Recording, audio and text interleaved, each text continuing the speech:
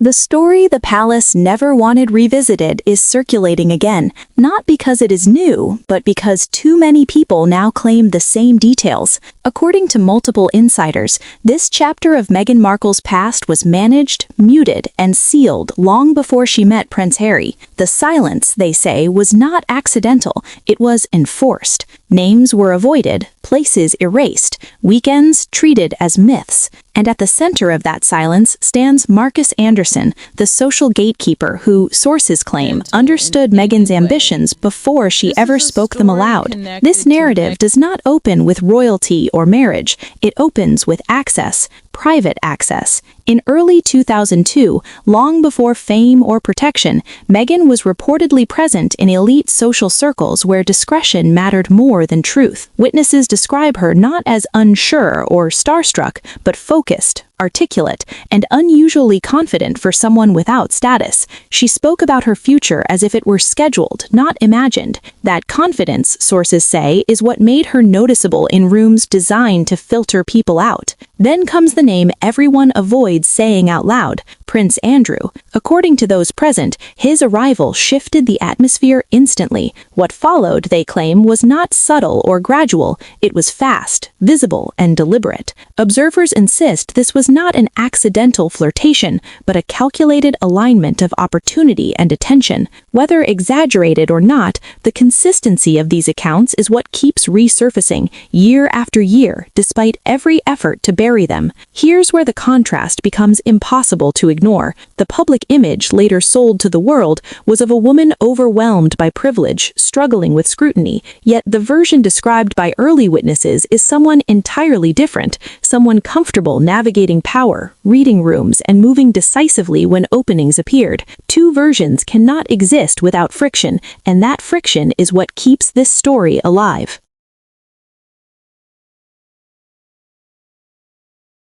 Supporters argue this is recycled gossip fueled by resentment. Critics counter that suppression itself creates suspicion. If nothing happened, why manage the silence so carefully? Why the same names, the same locations, the same intermediaries appearing repeatedly in private accounts? This channel exists to examine those gaps, not to declare verdicts. If you value unfiltered analysis over polished narratives, make sure you're subscribed, because this is only the foundation. What followed that weekend, according to insiders, shaped choices, connections, and strategies that echo decades later. Some doors closed, others opened, and while history ultimately took a different path, the unresolved questions remain. The palace may move on, but stories like this don't disappear. They wait for the moment when silence becomes louder than denial. If you're still listening, tap like and share your thoughts below, because engagement keeps conversations alive. Ask yourself who benefits from forgetting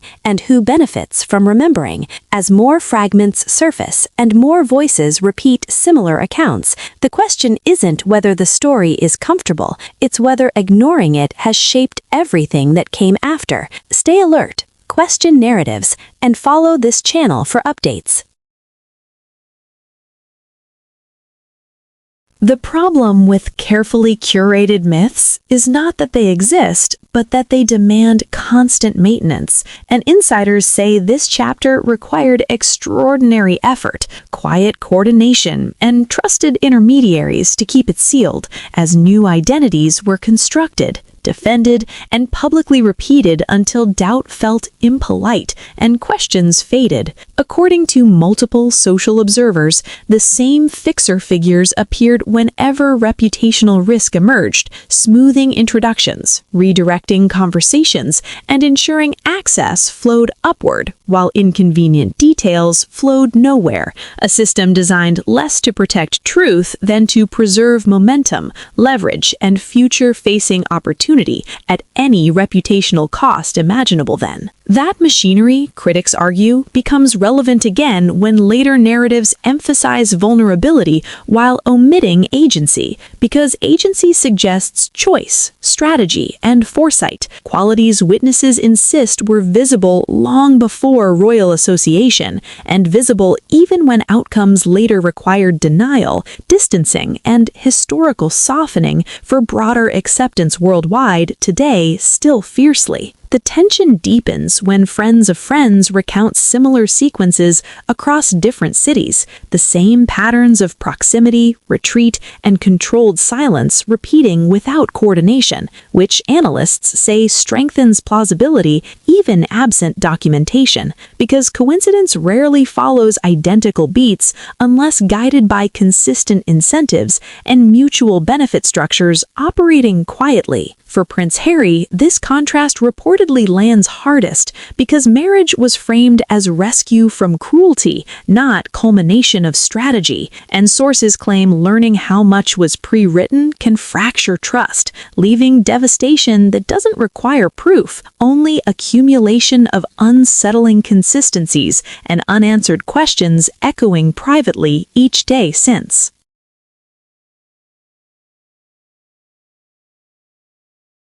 This is why palace watchers stress context, urging viewers to separate rumor from pattern and pattern from intent, because patterns influence decisions, alliances, and protections regardless of verdicts, shaping responses behind closed doors, where optics matter more than confessions ever could publicly. Today, anyway, still often silently unfolding, there, unseen, ongoing. If you want deeper breakdowns that map timelines, compare accounts, and track who benefits from silence, support the channel now, because engagement keeps investigations visible and forces harder questions into daylight without declaring guilt, only demanding clarity where narratives collide and credibility is continuously negotiated online by audiences daily together. As this saga advances, remember institutions react to risk, not sympathy, and accumulated ambiguity becomes risk faster than single allegations, which explains renewed interest now, timing shifts, and recalibrations underway behind scenes rarely acknowledge origins, only outcomes shaped by what lingers unresolved despite years passing outwardly calm appearances maintained carefully. Those outcomes may never be announced, yet they influence access, invitations, protections, and distance, subtly altering futures without headlines, which is why these accounts resurface, because suppressed stories don't die, they inform decisions quietly long after public interest moves on elsewhere, completely satisfied, apparently, but never truly resolved, historically speaking. Stay with us for the next layer, where relationships, timelines, and power brokers intersect, and comment below what questions you want answered, because participation directs focus, and focused scrutiny is how echoes finally become conversations institutions can't ignore, regardless of comfort, convenience, or carefully maintained public versions still circulating everywhere.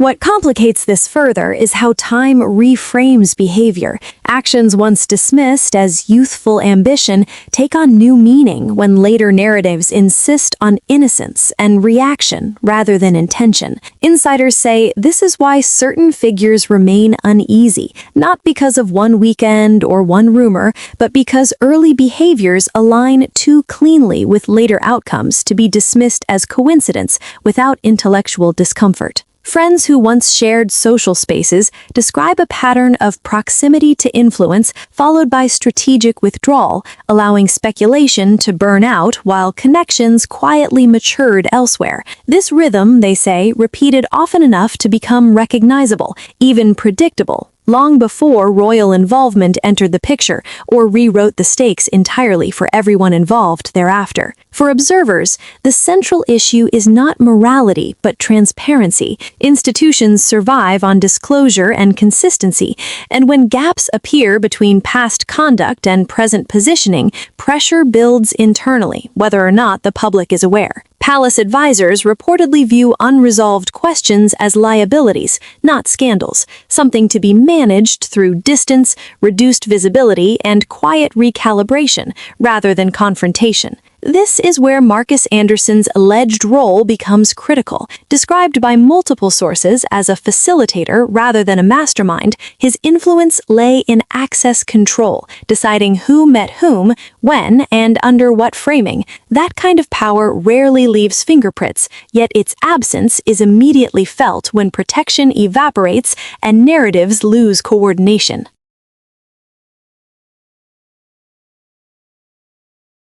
Some believe this explains shifts in social insulation over recent years. Invitations slow, allies go quiet, former defenders become neutral.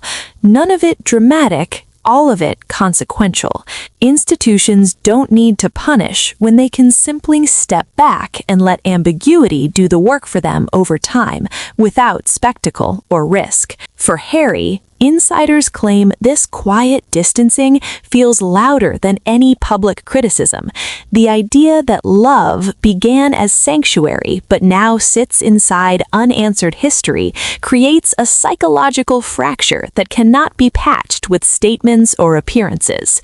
Trust erodes not through proof, but through repetition of unresolved doubt and private recalculations happening beyond view. If you're finding this analysis valuable, now is the moment to like the video, because visibility ensures these conversations don't vanish into comment sections unread. Share it with someone who understands how power operates quietly, because gossip fades, but structural patterns deserve scrutiny if audiences want informed perspectives. Critics argue these stories unfairly target one figure while ignoring systemic issues. That may be true, but systems are revealed through individuals, not abstractions. Examining one trajectory can illuminate mechanisms that otherwise remain invisible, especially when similar paths appear across unrelated accounts spanning years and locations without shared incentives. The question remains unresolved, not because evidence is lacking, but because consequences are inconvenient. Acknowledging early agency complicates later victimhood, and institutions prefer simple narratives. Yet audiences today are less willing to accept simplicity when complexity explains outcomes more honestly and aligns with observed behavior across time. As the silence continues, so does interpretation. Stories like this don't demand belief, only attention. They persist because too many people remember too many similar details. Stay engaged, subscribe for the next section, and decide for yourself whether echoes fade on their own or grow louder when ignored long enough.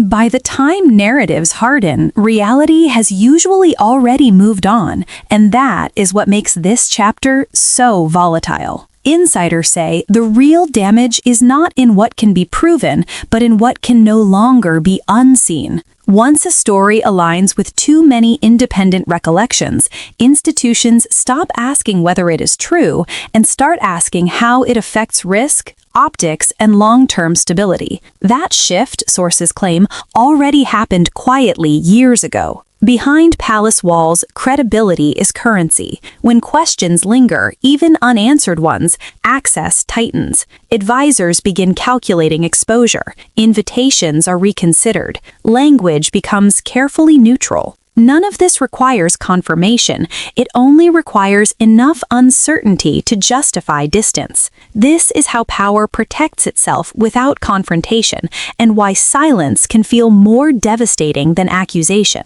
Observers point out that the public often mistakes quiet for forgiveness. In reality, it is often containment. The lack of official response does not signal dismissal, it signals assessment. Patterns are logged, not debated. Reputations are weighed against institutional memory, and memory, unlike headlines, does not reset with each news cycle. This is why the resurfacing of these accounts now feels different, Timing matters. As public patience thins and institutional priorities shift, unresolved narratives become inconvenient baggage. What once could be absorbed now risks complicating already strained optics. Insiders suggest that this is when histories are reevaluated, not rewritten, but quietly repositioned within future planning.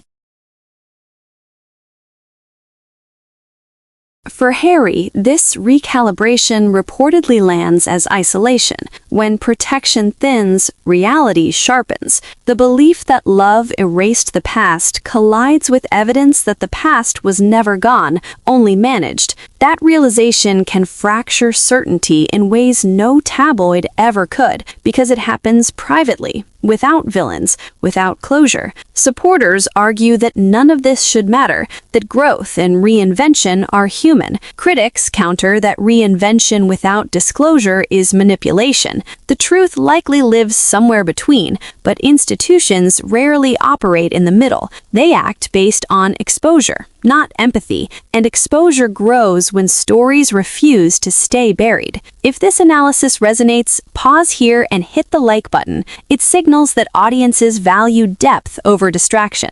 Subscribe if you want continued breakdowns that trace how power actually moves, because these shifts rarely announce themselves, yet they reshape futures in subtle, irreversible ways. What remains striking is how many people, separated by years and geography, describe the same atmosphere, the same dynamics, the same aftermath. No coordination, no shared motive, yet familiar details. That alone ensures this story will not fade. It doesn't need proof to persist. It only needs memory. As institutions prepare for the future, they shed weight. Complicated narratives are the first to go. Whether through distance, silence, or recalibration, outcomes form regardless of public debate. This is how history is edited without erasure, and why those watching closely sense movement even when nothing is said aloud. Stay with the channel and share your thoughts below. Do you believe silence protects, or does it eventually expose? The final section explores where this road leads when echoes reach the point of consequence.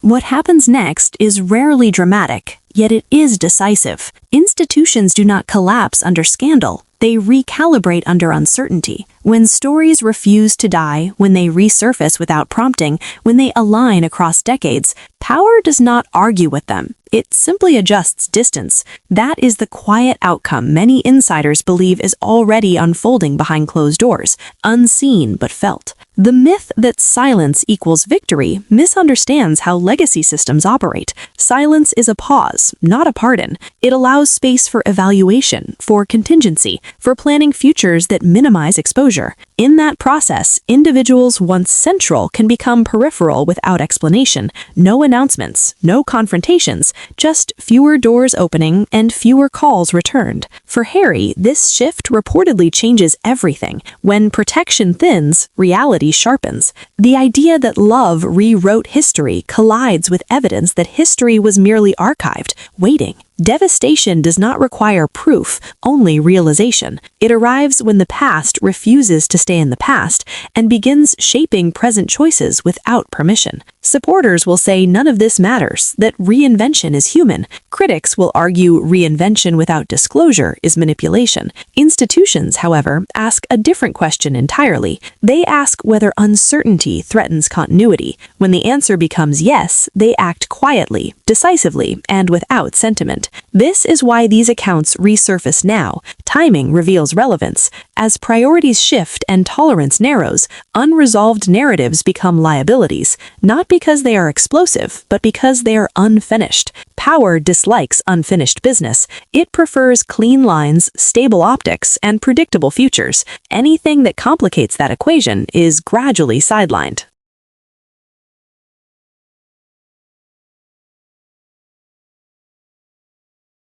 If you've stayed this far, now is the moment to subscribe. This channel exists to track patterns, not sell conclusions. Like the video if you believe analysis should challenge narratives, not repeat them. Share it with someone who understands how influence actually works, because these stories matter precisely because they are uncomfortable. What remains undeniable is memory. Too many people remember too many similar details. Memory outlives statements, outlasts denials, and survives silence. It shapes decisions even when never spoken aloud. That is why echoes matter. They do not need proof to persist. They only need consistency. Whether history judges kindly or harshly is irrelevant to institutions. They judge based on risk, and risk grows when silence fails to erase questions. This is not about punishment, it is about positioning,